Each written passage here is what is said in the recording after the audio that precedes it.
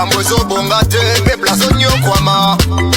Uluna bashege batondi na nzela Misala ikeleve Banda kongola banda kolela Tilelo azolela Boninyo Leta azali monguna ya peple te Bango babonga pepla nyo kwama Bana na bango batanga na poto Ya biso minerval babengana Omboko yo Tokoloba Balobi la capitale la plus sale du monde Neboka nanga Kinshasa Motema pasi na leli Makondi bosala Domona bobongisa Mbote na bino baimboka Ngumba Kinshasa paix ensemble Ya République démocratique du Congo Totombeli bino botondi et puis boye imalamu na séance plénière ya mokolo lelo boye biete les peuples d'abord ezali émission eza ko accompagner population congolaise pona ye bamba nyonso et kolekana awa Ngumba Kinshasa paix ensemble ya ba différentes provinces nyonso tu ezwami awa na République démocratique du Congo tozali bongo mardi 16 mars 2021 paiwapi Ngumba ya Kinshasa et telemi bilombe nyonso tu ya mboka Congo ba telemi pona kotia bitando na bango liboso na ba terrasse na ba salon na bango ya bandaku na ba bisika nyonso tu bazwami na ba zone de détachement pona kolanda bongo émission politique émission baimboka les peuples d'abord émission en vérité baimboka séance plénière ya mokolo lelo toko pindola bongo matali politique ya mboka Congo et kotambola lolenge boni que demande le peuple a kosenga nini depuis wuta bongo mwana mboka Félix Antoine Tshisekedi Tshilombo azwaki bongo bokondi na ye est-ce que bino population boko lia malamu to fina bino ezali toujours na difficulté boko tala biso na ngonga oyo botinde la biso ba différentes questions na bino tokotanga yango à travers séance plénière ya mokolo lelo 16 mardi 16 mars Eko kamba mabongo na vice-président ya parlement mwana mboka Richard Nawej mwana ya mapinga epai wapi nazali bongo na plaisir makasi ya kozala liboso ya bitando na bino équipe technique eza bongo réuni na pokwa lelo pona ko sala bongo musala ya malamu lolenge boko mona bongo bilili ya kitoko ezali bongo mwana mboka Roni Manzila mwana ya Nzambe matondo na yo esika ozali na ngambu ya machine madaka daka ezali bongo Light Moutonge le tout puissant ezali bongo lisusu na assistance ya Augustin Kapuya na coordination technique et kambami bongo na singa ya Pakebo 26 ans de métier mwana ya Nzambe mwana ya Jésus-Christ mwana mboka Serge Makoso baimboka na occasion wana na longonya wana nyoso tuto kotindika lokito par rapport ya séance plénière ya mokolo lelo oyo to bandi yango na plaisir nyoso tout avant na présenter les bino équipe ya ba député to kolobela na bango to ko partager na bango tango kitoko bakopanza bongo sekele ya mboka Kongo lolenge kotambola tikanga itoko simba bongo makambo matali makambo ekolekana lelo na ministère ya finance na ministère ya budget et pas wapi ba fonctionnaire ya l'état ba se manifesta ki lobby na fonction publique boko zwa bongo lolenge ba syndicaliste ba ko revendiquer ba arrière na bango ya mois ya novembre ya octobre ya novembre pe ya décembre l'état a kokoka kofuta bango ba salaire na bango te oyo ya ba arrière ya 3 mois supplémentaires tokosimba lisusu makambo matali problématique ya ba élection qui se pointe à l'horizon 2023 mingi tokosimba bongo makambo matali recensement et puis tokolobela bongo la réforme de la CENI boyebi bongo ete bureau ya CENI population kosenga ete esengeli kende bureau ya nanga ekende po équipe mususu ya kosala bongo musala na ndenge elongo bani tokosimba lisusu makambo matali gouvernement ya mwana mboka Sama Lukonde o baimboka bako benga yango Arche de Noé masuwa ya Noa boyebi ete nangonga o ba politicien bako kima bango butu kosala bongo ba réunion politique na ba Shoprite bisika biso pona kozwa bongo bibonga bako welela libumu ya population pona ba servir libumu ya population to bako welela bongo ba poste ko partager yango mwana mboka Sama Lukonde sala angele po population a ko talela yo muto simbi bongo brassard ya manda o etikali ya mwana mboka Félix Antoine Tshisekedi tokolobela lisusu avenir politique ya Lamuka boyebi ete mwana mboka Jean-Pierre Bemba Gombo na mwana mboka Moïse Katumbi bapesi akibongo déjà position na bango pona ko adhérer na union sacrée oyo tokozela bongo ebima mais lelo Lamuka kosuka boni komona ete na nkati ya Lamuka etikali obele mwana mboka Martin Fayulu na mwana mboka Adolphe Muzitu Mfumuti baimboka séance plénière ya mokolo lelo to démarrer yango avec bolingo nyoso tu ya kolonzambe boyebi ete mbula ebeti makasi e causer ba dégâts ebele à travers la capitale ya Kinshasa to ko présenter bongo ba condoléances na ba famille nyoso tu o ba perdre ba être cher na bango na ngambu déjà ya njili po ya njili vraiment et subir moi eza bongo endommagé to ko senga bongo na responsable ya ville ya Kinshasa mwana mboka Gentiningo Bilambaka akitawana na lombango pona kotala bongo parti ya population ya parti ya côté oyo ya Kinshasa baimboka nako kende bongo po invité na biso ya yambo tozali na ye mwana mboka Bruno Mimenga matondo et puis boye malamu na séance plénière ya mokolo lelo le peuple d'abord. Merci honorable président et assemblée à lelo. Et puis, on a profité au PESA, Bandegoto, Kabola, Plateau, Bango, et puis, Congolais Nyonso, Bissera Bazouami, non, président Nabiso, il y a Nouvel Élan, moi, Namboka, Adolphe Muzitu, Fumup, Napesi Bangomote, et puis, Nazo Pesa, Longo, Yamingi,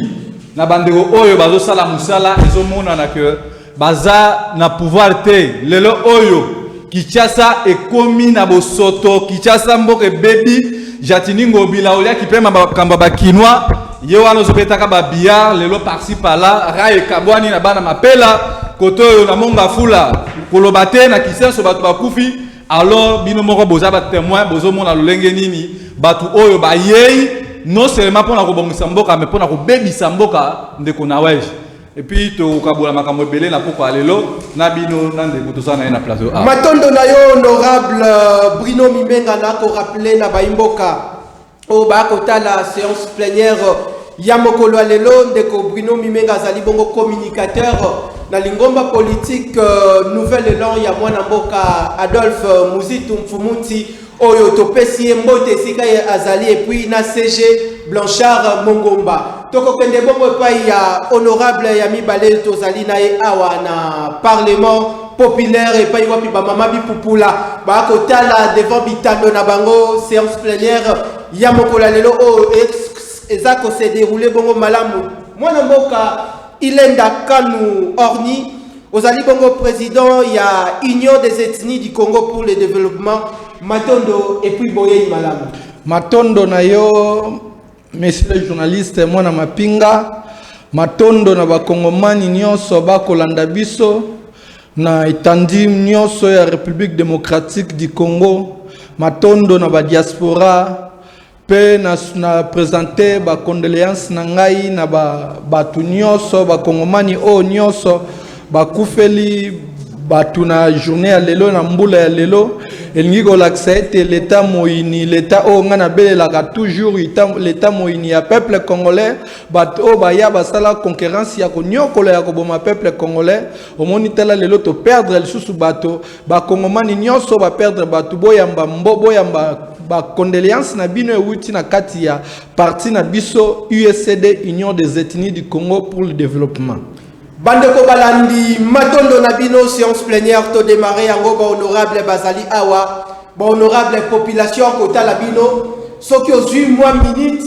ndeko nyoso tu azabongo na 3 minutes okotika la mninga pona ba mama bipupula bazana besoin ba s'éclairer na ba différentes lois oyo bino population oyo ba soumetaki bino ba honorable bo traiter yango po ba autorité ya mboka ba bongisa baimboka avant bongo to simba bongo motolu na likambo à travers séance plénière ya mokolo lelo baimboka lobi ezalaki situation terrible na fonction publique et pas wapi ba syndicaliste ya ministère ya finance pe budget bazala ki bongo wana liboso ya service ya paye pour na ko réclamer 3 mois ya ba arriéré na bango oyo l'état a ko kabongo ko futa te ba imboka ndeko Félix Antoine Tshisekedi Tshilombo population à côté de la Yobongo na 2023 ba imboka bazana besoin au répondre na ba attente na bango na ba différentes préoccupations na bango na ko monopoliser bongo parole te ba imboka tolanda bongo na complicité ya mwana mboka mwana ya Katanga ya solo ndeko Light Mutonge kotisa biso na kati ya fonction publique tomona oyo lekana kilobi tolandi.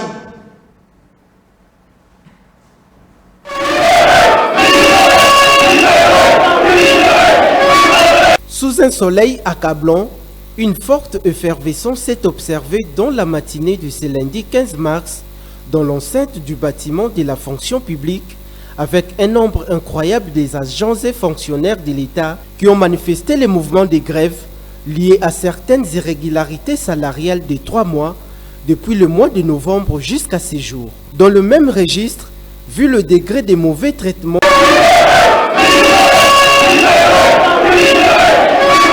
sous un soleil accablant, une forte effervescence s'est observée dans la matinée de ce lundi 15 mars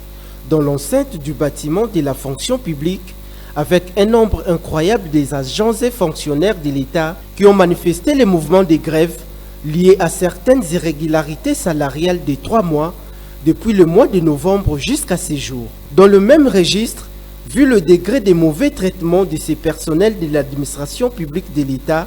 en voici leur réaction. Tozali awa pour tozana retard il y a 3 mois balinko futa bisoté octobre novembre décembre bazo répondre bisoté to kei ngai moko na kei i chef a 5 acte juridique ozo pesa biso ndingisa tozwa na pesi bango batangi yango pe mais vous avez raison abi kay na présidence ngai moko na kay na président d'audience par écrit to sali audience mikane zali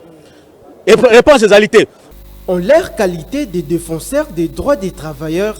Les syndicalistes se sont répandus dans tout le bureau de cet ouvrage public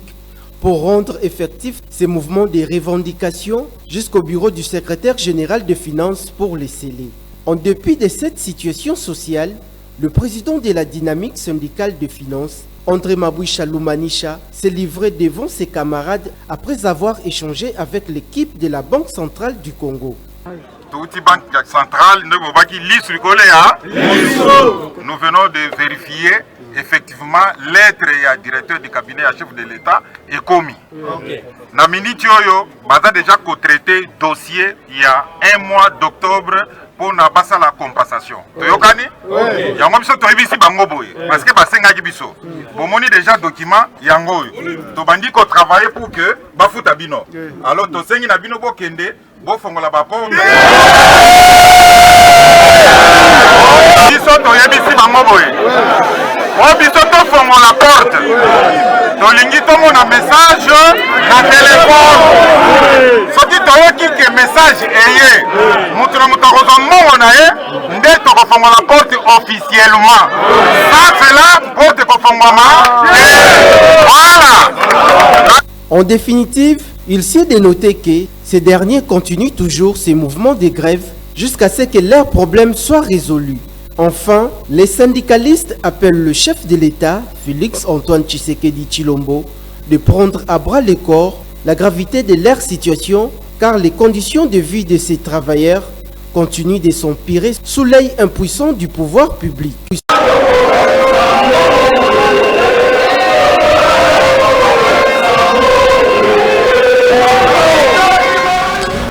Matondo na yo mwana mboka Light Mutonge Katange ya solo baimboka bauti bongo kolanda oyo elekana kilobi na fonction publique et pas wapi ba Jean nyonso tu ya l'État kobanda na ba syndicaliste ya finance et puis ya budget bazalaki wana pona ko réclamer 3 mois ya ba arriéré na bango oyo l'État a kolemba na kofuta boyebi ete misolo ebele kobunga na mboko yo ba procès ef ko fungwa ma metala bandeko oyo o ba ko servir bongo mboka bouti bongo ko landa na bilili le lenge ba ke ko sele bongo bureau ya secrétaire général ya finance ba ke ko kanga yango na kanda wana ya ba arrêté na bango ya 3 mois o eza bongo en payé ko banda mois ya novembre pour mois ya octobre novembre pe décembre toko kende bongo pa ya honorable Bruno Mimenga poto so makanisi na ye kota la situation sociale ya ba agent ya l'état kolemba na ye moko ko futa bongo ba personnel na ye nengo omoni revendication en tant que moyimboka langage ni yokoki ko mema vis-à-vis ya ba autorité ba ko landa biso na mboka ko banda na ye moko garant de la république moi na mboka Félix Antoine Tshisekedi. Merci Mindeko Nawesh. Et là, on va dire que mama bipupula ba chaer ba coopéra ba congolais nyonso bisika bazwami. Baye ba que monsieur Chilombo atikali na 1018 jours na présidence wana donc azana grand temps ya ko organiser maponami. Et puis tant aux hommes na bande ko na biso oyo bazo revendiquer droit na bango, cela prouve que nos pouvoirs oyo eza na makokité, eza pouvoir oyo eza ya soni. Aux hommes na que no ba fonctionner ba komi ko revendiquer ba droit na bango. Yango wana monisoki le premier ministre Adolphe Muzitu ba fonctionner bazo le laé parce que apesaki ba fonctionnaire sengo ba fonctionnaire na ta Muzitu banda ko bima lolengo te pona ko réclamer ba droit na bango. Cela prouve que non et l'européen mukieto ko loba boy na sepele mi ko mona monsieur le DG André Bambouisha tant wazo accompagner ba congolais pona ko revendiquer ba droit na bango et ça eloko oyo biso to betela maboko mais ko to osenga na ministre oyo tellement abigaza ministre moko sortant azo préparer l'élection à 2023 ndo moni ba komi ko luka lolengi ya ko nyokola ba congolais yango biso na nouvelle là tozolo ba que une fois que notango Adolphe Muzitu akozongela makamunaye ba fonctionnaire ba réclamation na bango ba arrière wana ya 3 mois et kozana lisusu te yango mona ki ba fonctionnaire ba baki ba publicité ki Adolphe Muzitu est un meilleur premier ministre oyo ti alongo na mandat na ye atikala jamais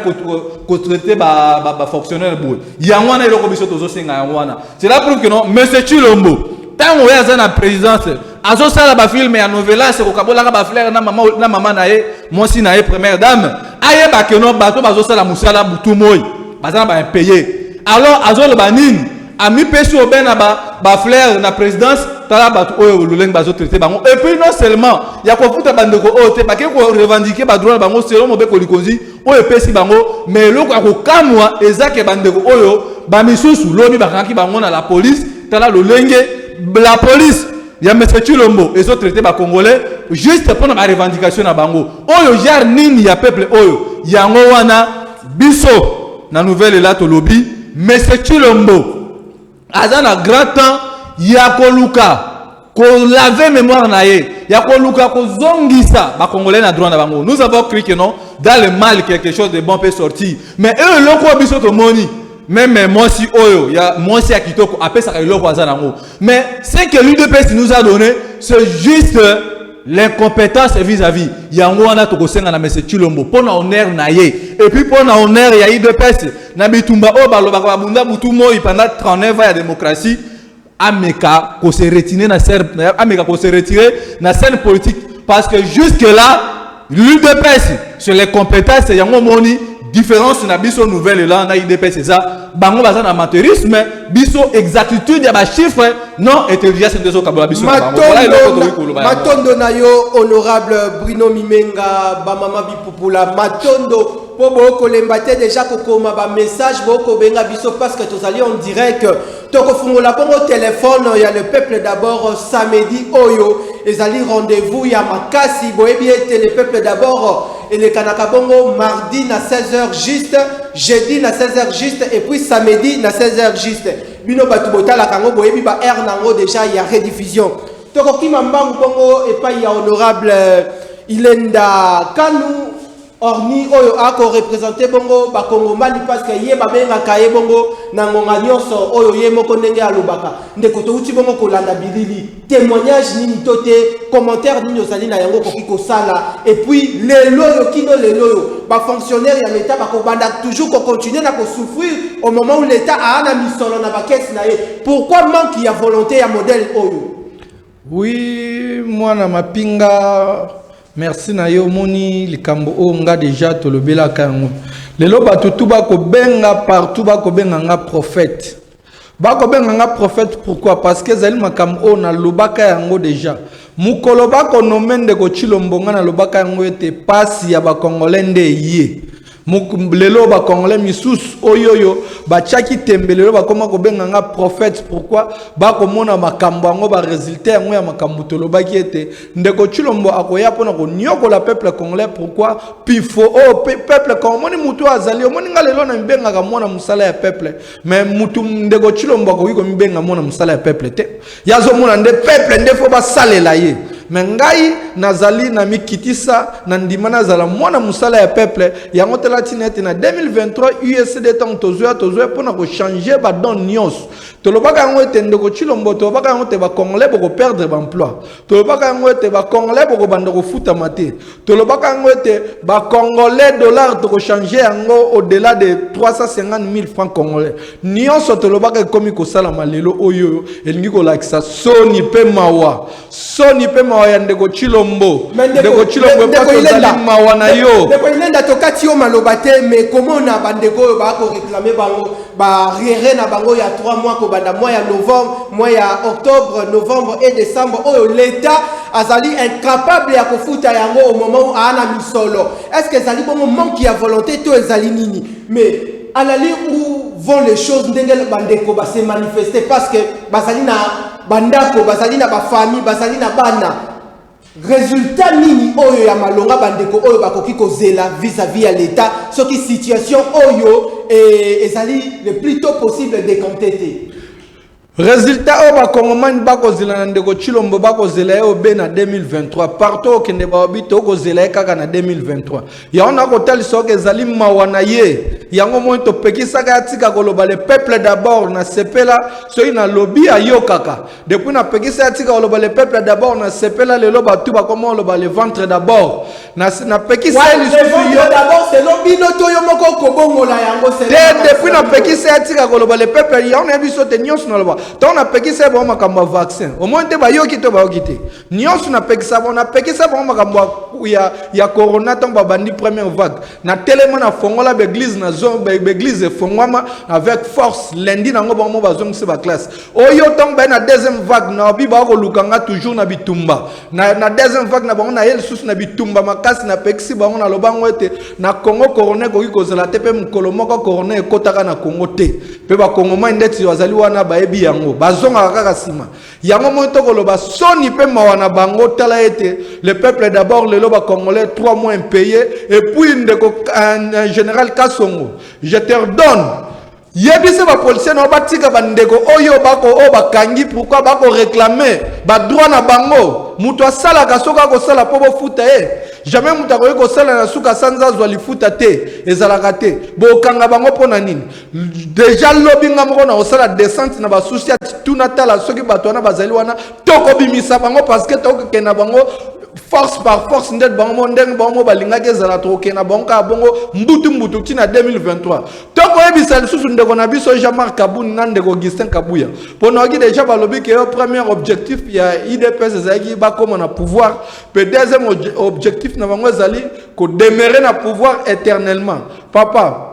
eloko ya koya ko luka yo zo lobo demeurer o kanga pouvoir wana est-ce que pouvoir wana ezali ya yo ezali pouvoir ya peuple matondo na yo honorable o kangami nango pe pon ma bosala nini po bosali elo côté depuis bozana souffrance dans le baka ngo tende ko chilombo ko zala plus pire que ndeko Kabila matondo na ba tutu ba pesa matondo na yo bosala ezali matondo dosio maloba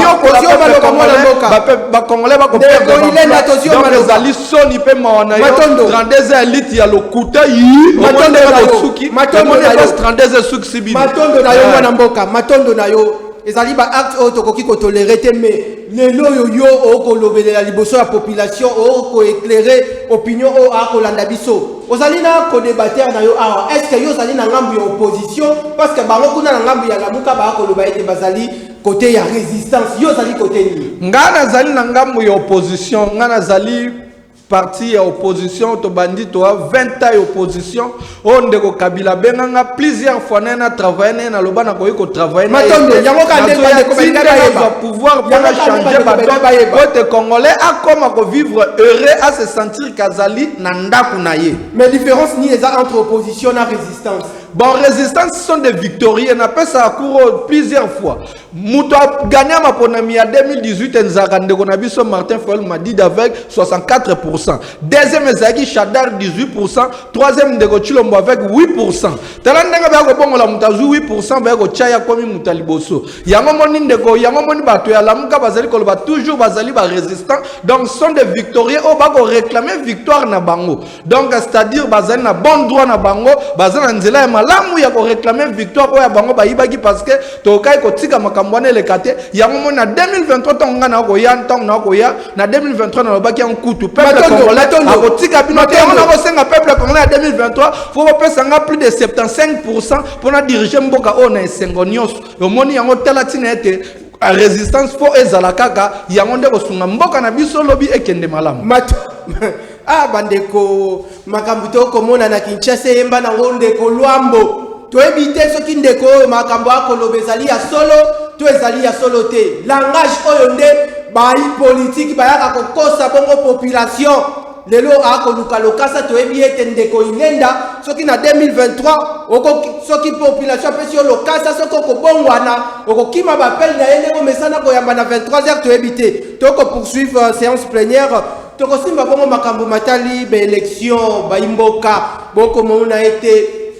chef de l'état Félix Antoine Tshisekedi ndenge ako bunda bongo na volonté azali na yango pona a organiser bongo be élection na 2023 mais ndeko Bruno Mimenga bino bozali na ngambu ya lamuka est-ce que lelo yo ndenge boko mona pouvoir en place ndenge eko kende ndenge bomoni musika parce que lamuka bolobaka bomona ka musika. Est-ce que le chef de l'État a une volonté à organiser l'élection en 2023? Oui, au moment où il faut que le président de la République est Martin Fayulu. Monsieur Chilombo, Azana Lolenge na Yaïba peuple congolais, victoire na Bango. Biso na Lamuka, biso na nouvelle élan a décidé de lobby. Élection et Kozala na 2023. Ce qui est élection est athée, Monsieur Chilombo pe a Kozala té. Yango ano monaki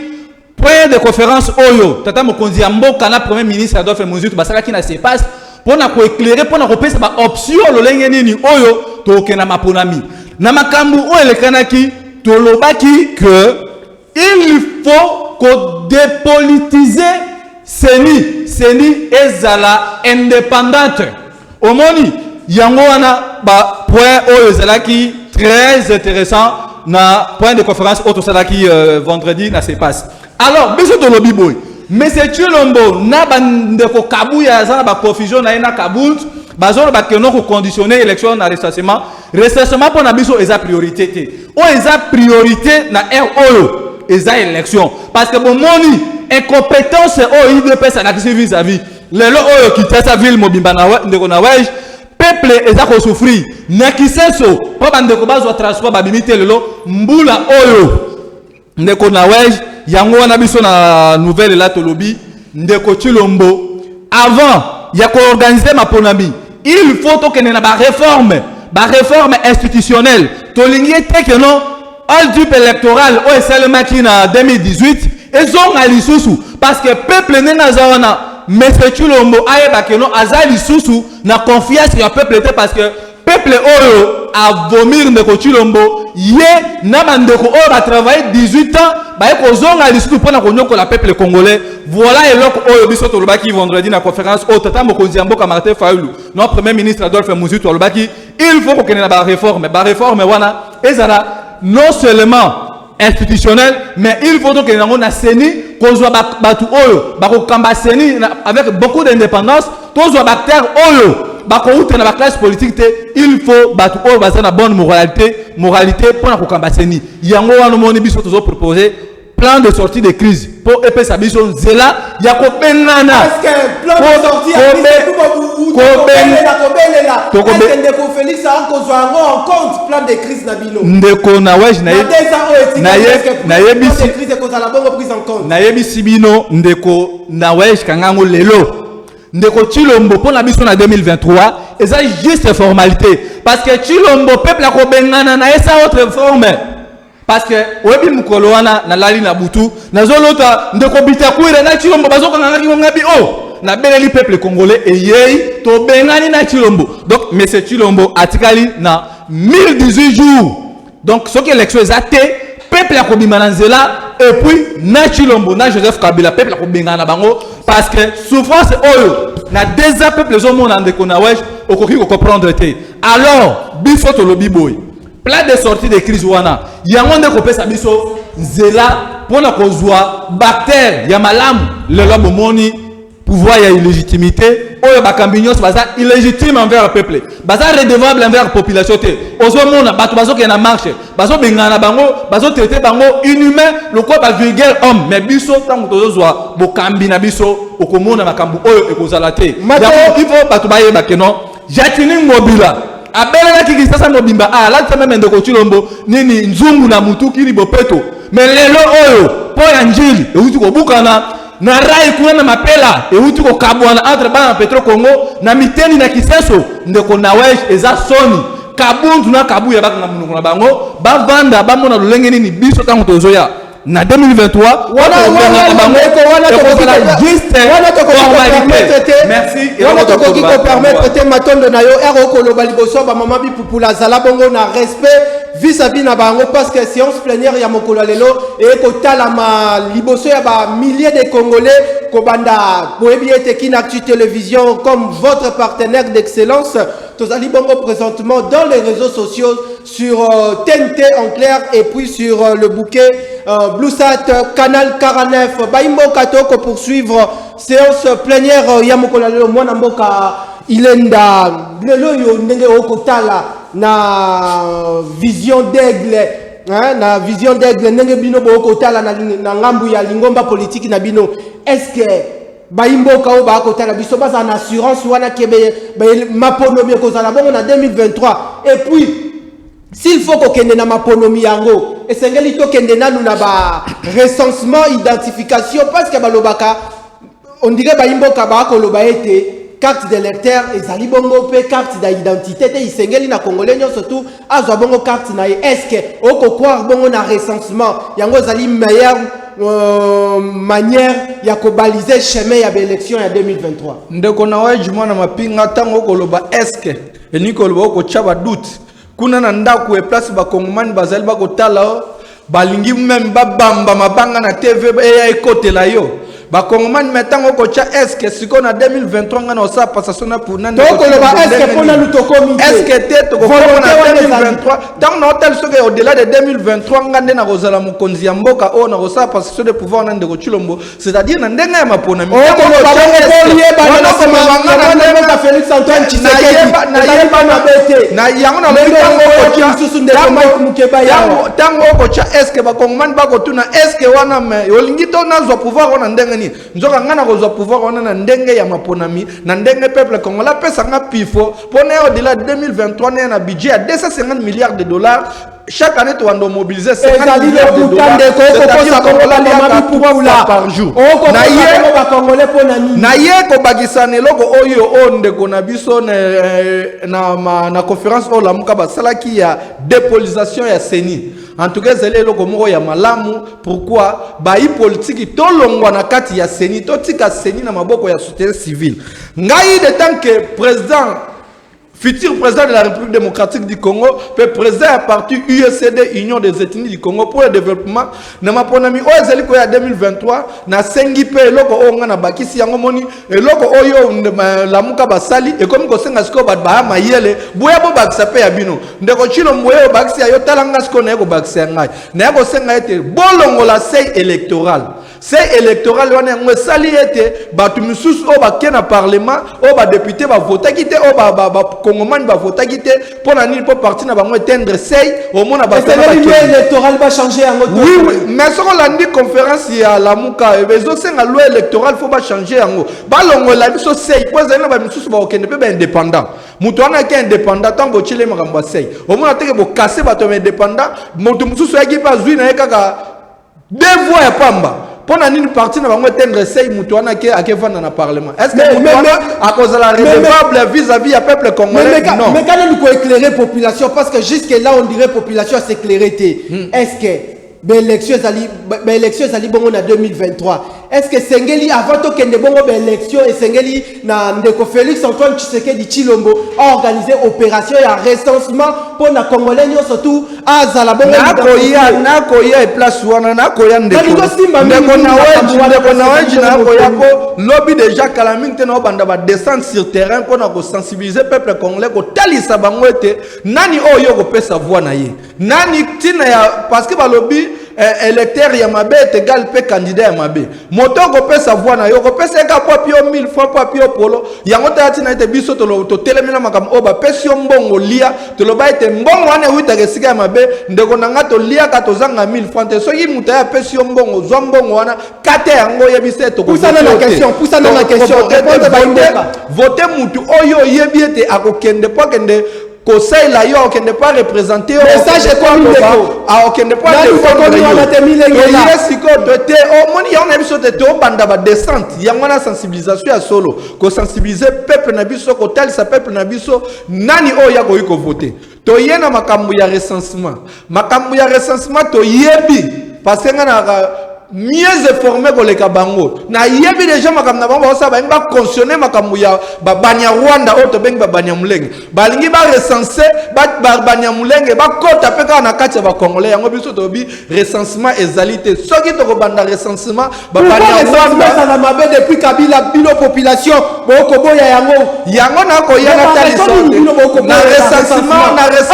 il faut prendre bon ngonga to kana bongo 2023 muto tinda recensement ne sala nani mwebi muto tinda recensement nani yako ezali Paul Kagame yango na yako kebisa Paul Kagame abandi makamba recensement na Kabila recenser pote babanya Rwanda bakota bakoma ba Congolais Kabila mekana 2015 tant biso to bima iseki bat est-ce que bino IDPS bozalaka bino na 2015 to monaka bino na 2015 tangu papa Kengo alobi ke loi wana to zongsi yango bino bozalaka bobima na balabala bino boyebi force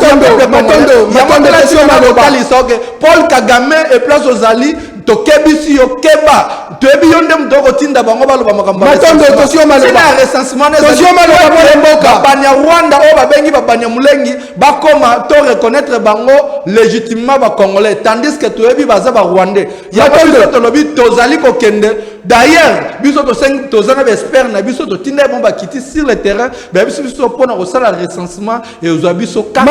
5 matondo ba élection matondo na osusu soki na organiser na transition transition 6 mois sans de comme ça organiser ma kozala soni na yo matondo bayimboka boko benga biso na moni ba appel to komi awa déjà na 115 appel bandeko bo benga te parce que tozali bongo en direct na moni ba message mususu koti awa mais na mwangonga tokotanga quelques messages oyo bino population boko ta la séance plénière ya mokola lelo oyo ba honorable bino population bo pesa bango mandat sans préavis to ko pusana na sima ya ngonga mwana mboka avant to so bongo ba grande résolution ya bino lingomba ya lamuka par rapport ya makambo matali recensement oyo avant au pesa moi couleur moi ndambo par rapport à recensement mais to simba bongo lisusu makambo matali arche de Noé oyo ba kotale la bongo population kotale la bongo libu munaye na gouvernement ya union sacrée ya mwana mboka Sama Lukonde. Est-ce que pourquoi jusqu'à présent gouvernement ya ndeko Sama Lukonde eza toujours traîné au moment où population azana besoin et bima déjà amona bilongi nini ya sika oyo bakoya ko répondre na ba attente ya population ndeko na wesh omoni tant na bisaki yo kino ndeko bitakwira na monsieur Tshilombo bayo kanga kingo ezaki juste pour la bande de la peuple ezaki juste que no biso la muka tous approche ya peuple lelo oyo so ke na wenze ya matete o ke na wenze kisenso ekolo ya fufu ekomi na 1500 francs tandis que monsieur Tshilombo azoko ko résoudre le dossier wana te biso to lobaki boye monsieur Tshilombo akosala eloko te monsieur premier ministre o bauti ko nommer aza juste wana simple représentant soki akozala assistant monsieur Félix Tshilombo Ce qui est assistant, c'est juste commissaire d'État, donc il a le pouvoir de mon côté. Mais il y a une par respect, tous c'est monsieur le premier ministre Ndekosama Lukonde a démissionné pour l'honneur naé parce que subir humiliation na monsieur Chilombo pour naé et ça sonne bandeko a démissionné au moment où a sali na musala te maman papa population côté la ya musala et mona na miso yende a comme ma bongo programme ya ndeko Félix Antoine Tshisekedi Chilombo to yebi simino ke non au moins union satanique au basali et l'eau comme Alonga et Kobima Kunate parce que il faut voir que non monsieur Chilombo azana pouvoir te azana discipline te ko meka ko discipliner batu o ba ko kota union satanique ni union secret na bango yango zo mona ti le gouvernement so zo matin ça juste batu o ba belela ki le peuple d'abord batu oyo ba yaki le lenge oyo sengelité eza juste pour na ba poste na bango ndo moni peuple azo souffrir peuple azangi mai peuple azo kufa na nini même liboso na oya et pas monsieur Chilombo mai etondi liboso na lopango na yeso besika obimate vous pensez que ce qui est pas na yemoko et là comme alongé zate est-ce que petit peuple oyo wana après ce kabiso pivot ya kolobela bango a ko résoudre ba problème bango non donc union satanique ba congolais ba yeba que non et loko ya malamu za kunate parce que vous pouvez imaginer pour 8 postes ministériels l'UDPS était incompétent bazoti na 82 personnes pour na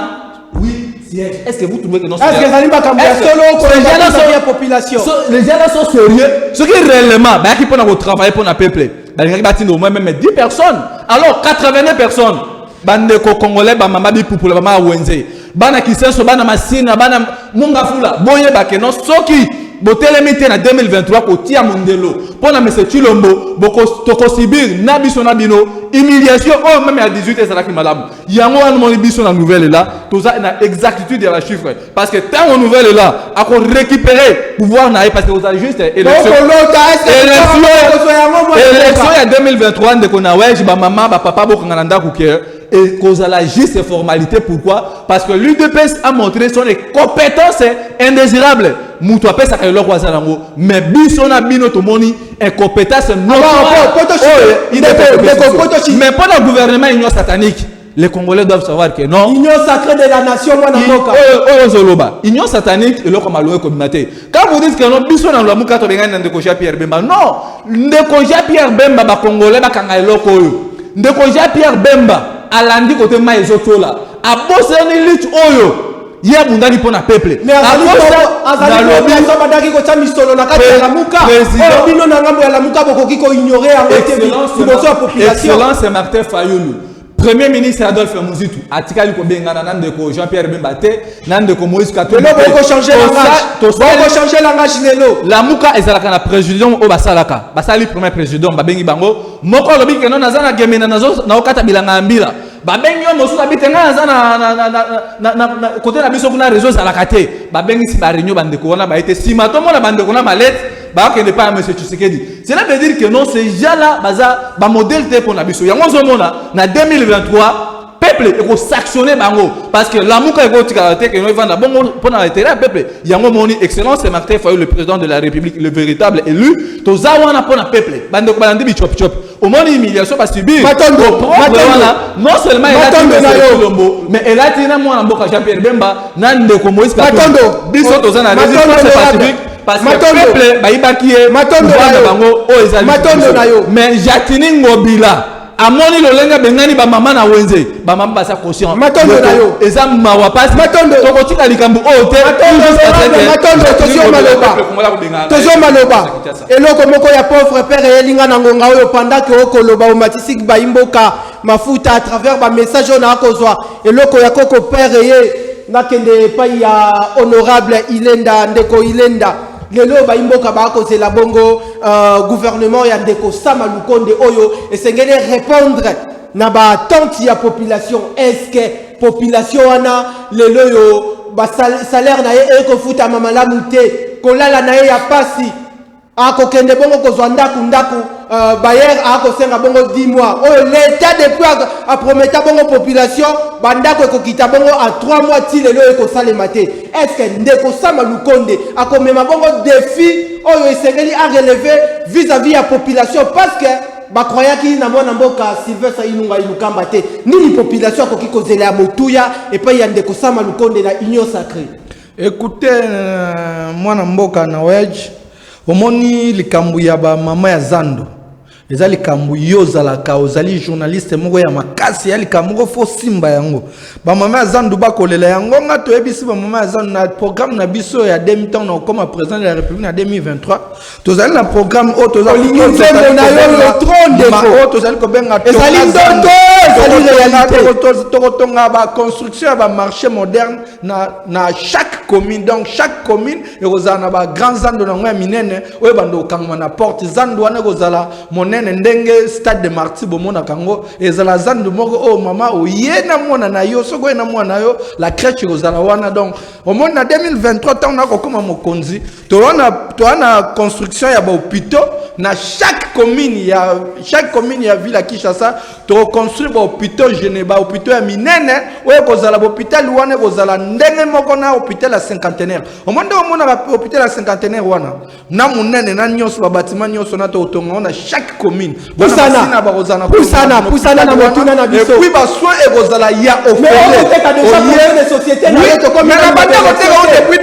depuis 2001 ba kokaka te parce que mutu ye moko ba bin soki omoni nganga soka pesi mo apesi élève ne mo eloka muke oyeba osela ngote ngamo to ebi ndenge ni to osela tant to ba budget de 150 milliards de dollars na okota na eloko ndeko na ngalobi makambo ya Moïse Katumbi. D'ailleurs Moïse Katumbi nga na lobango na uta okuza na plateau moko na mutu na moko kaka lelo na tongo na ebisi na bi Moïse Katumbi azali na lobango. Moïse Katumbi azali homme d'état te azali même pas politicien, c'est un commerçant. Moïse Katumbi bi makambo politique te. Moïse Katumbi yakande po yiba mbongo ya ba Kongomani. Donc mutu okoloba okotanga kombo obi le muko semaine passée ndeko moko na Bwadi aye azotanga komba Moïse Katumbi ba lapida ki ma banga ba ebisi ba na ndenga osakana te na okina ma même eloko na okuta na ngol suna kaluka ndeko moko Moïse Katumbi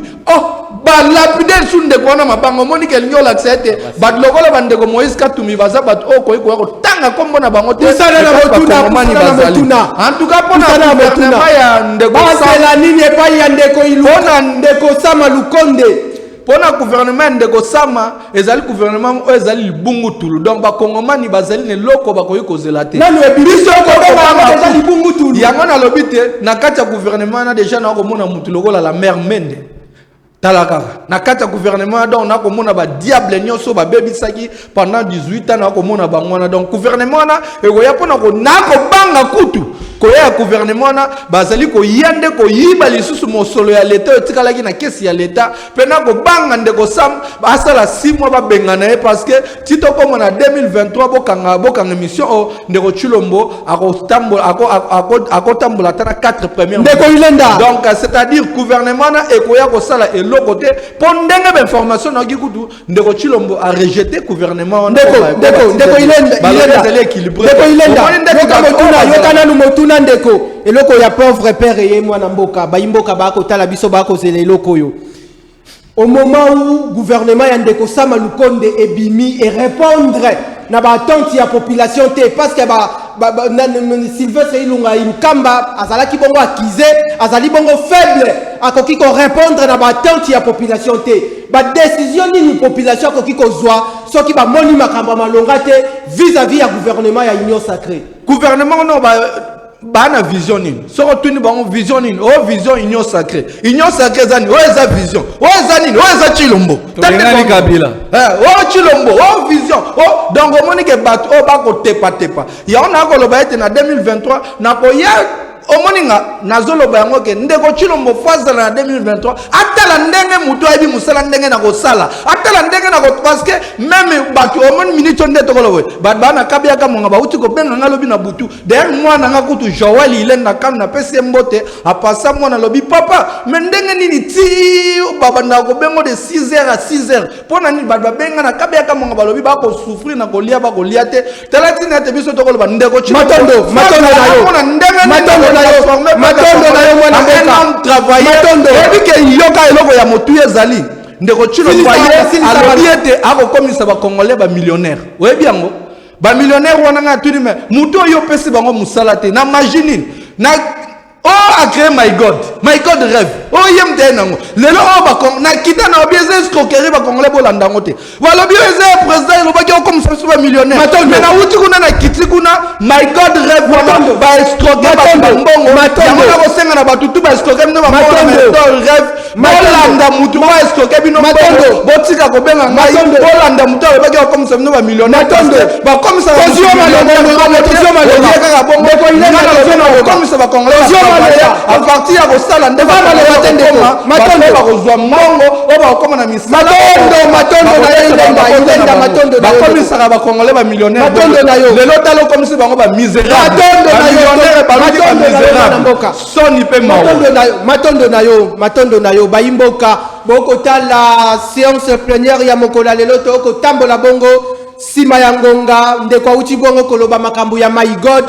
bandeko nyonso tu misolo na bango ibamaki na My God ozali bongo censé akozongisela bandeko nyonso tu misolo na bango parce que population akokemba bongo na mbongo na ye yo détourné oyiba misolo na ye ezali bongo likanisi ya mabe mwana mboka tokopusana na parce que tozali bongo nsima ya ngonga lelo yo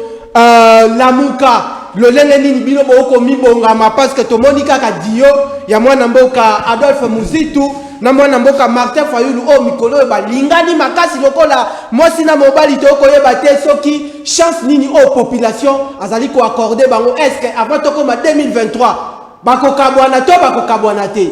Merci mingi ndeko na wesh to bakongole bakanga eloko moko. Président de la République Martin Fayulu na premier ministre Adolphe Muzitu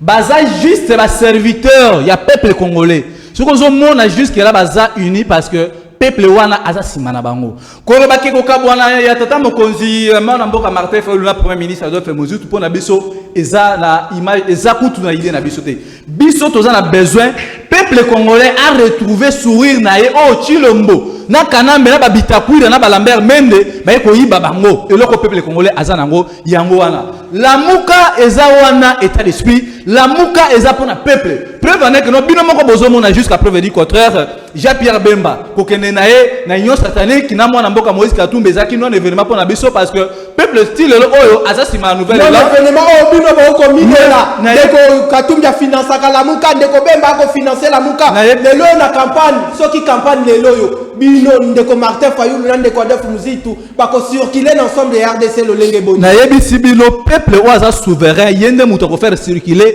candidat oyo lamuka ko présenter na LDM élection peut-être gagner l'élection là parce que ko sala juste formalité boyebi maele oyo mwana mboko Martin Fayulu azanango et puis na premier ministre to ko na ba budget mo parce que to na exactitude ba chiffre biso to ko te ko tatonner ko monsieur Chilo mazo tatonner azo ba esikani na bandate na akende ko suka te mais biso tozana nombre autre représenter peuple congolais et puis vision na biso le lengeni to kamamboka yango na ba congolais ba ko milengela lo lengeni ko na la sima biso toza ko se préparer to lobi que non 2023 eza ligne rouge oyo monsieur Chilombo akokatisa yango te 2023 ou rien le soki akati na yebision même iota et ko lekate pour na monsieur Chilombo même une seconde na présidence et ko lekate soki monsieur Chilombo a organisé l'élection te akozala te soki a été toti akomona peuple na balabala parce que peuple oyo azuma ite peuple oyo kolo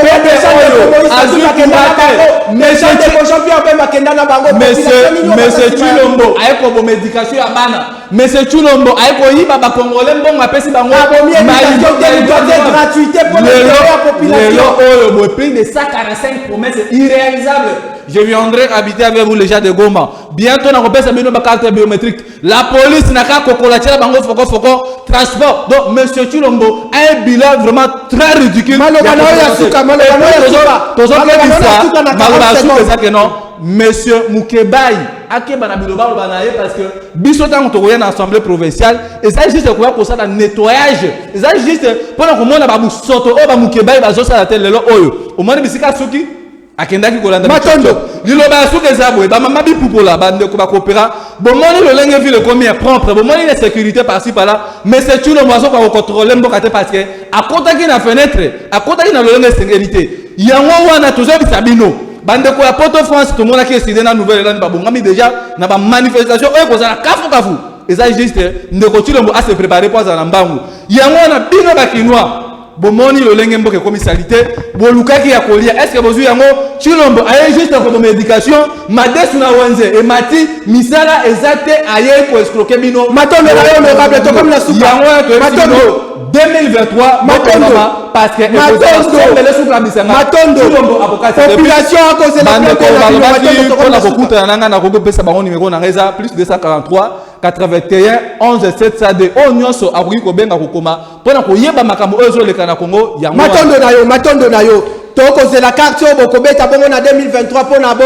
contre bongo ndeko Félix Antoine Tshisekedi to éviter ceux qui boko lota boko zo bongo pouvoir toté e kozala bongo makambo solo tokomi pratiquement na suka ndeko Ilenda yo zali bongo président national ya lingomba politique na yo to éviter le lele yo oko milengele na ndenge oko mona ba enjeu politique e ko tambola na kati ya mboka to tikeli yo 1 minute 30 secondes po to komi na suka ya ngonga en tout cas tokolengela malamu yango kutu eloko avana na tango mbule bandi kobeta mwana nga Joël Ilenda kano la musinga obi papa na loti mutala ku mwana nga Joël Ilenda kano obi papa na loti tango bandi ko diriger ba très ya kitoko na ville ya Kinshasa na FC mwana nga na obi oui ya solo ekosala matango ko banda ko diriger tala tina te tokolengela malamu Poete na 2023 tant na koya na kozwa bokonzi to pesa ba congolais mai lelo ba congolais bazangi courant lelo ba congolais bazangi kolia lelo kolia ba congolais ba kolia na délestage ba congolais bazangi nyonso omoni ndeko Chilombo eloko o lukaki tala ndengo memi ba tana ndengo memi mwana ngai bébé Joël mwana ngai Joël Ilenda kano akolota bandoto kitoko tango na banda pusana ko misima ya misakete omoni de ndoto la taka pona monsieur Chilombo yango moni ete na ko l'accès ete na 2023 ndeko Chilombo azali na bilan o a ko tele ba ko présenter peuple population ko ki ko zela liboso na yo liboso ya lingoma politique na o ko meme biso USCD Union des ethnies du Congo pour le développement na 2023 to ko ya na budget à 250 milliards de dollars chaque année to bana ezali lokuta biso na USCD to na uzo bokonzi to ko créer inspection générale o ko bandolandela na tongo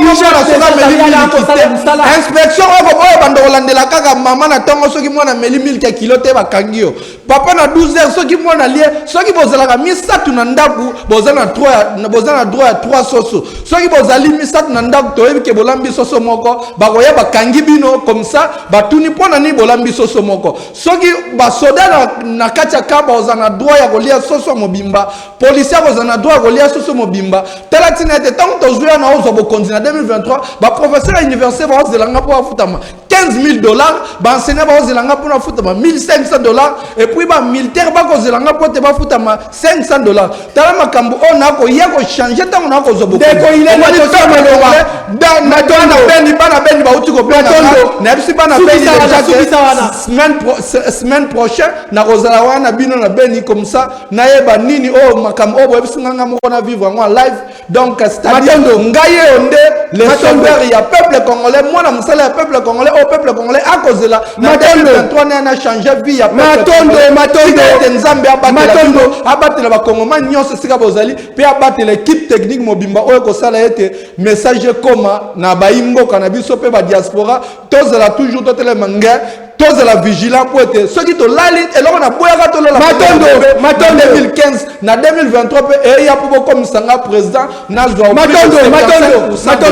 Matondo na yo grand merci baimboka ya ngumba Kinshasa pe ensemble ya République démocratique du Congo boju opportunité libaku wana ya kota la séance plénière ya mokolo lelo e kamba makibongo na vice-président ya Sénat mwana mboka soda ya makasi ndeko Richard Nawej mwana ya mapinga o nazalaki bongo na honneur makasi ya ko présenter bino émission le peuple d'abord ya mokolo lelo. Grand merci pour la particulière attention à Grand Katanga, Grand Kivu, Grand Kasai, Congolais, surtout, Bozoni Bongo ensemble, il y a Ngumba Kinshasa,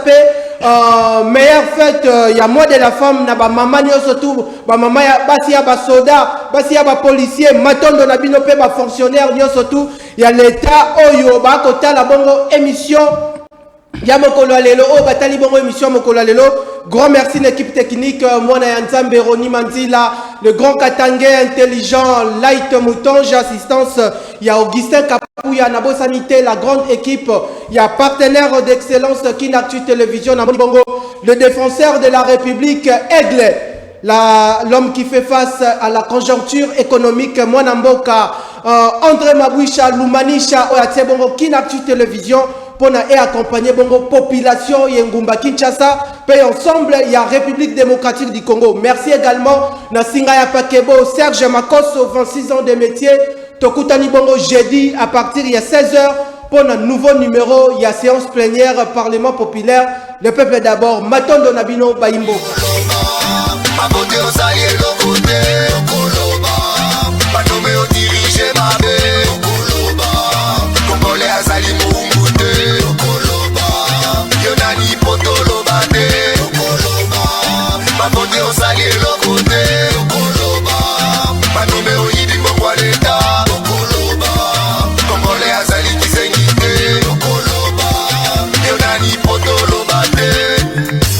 Makambozo bongate, pepla zonyo kwama.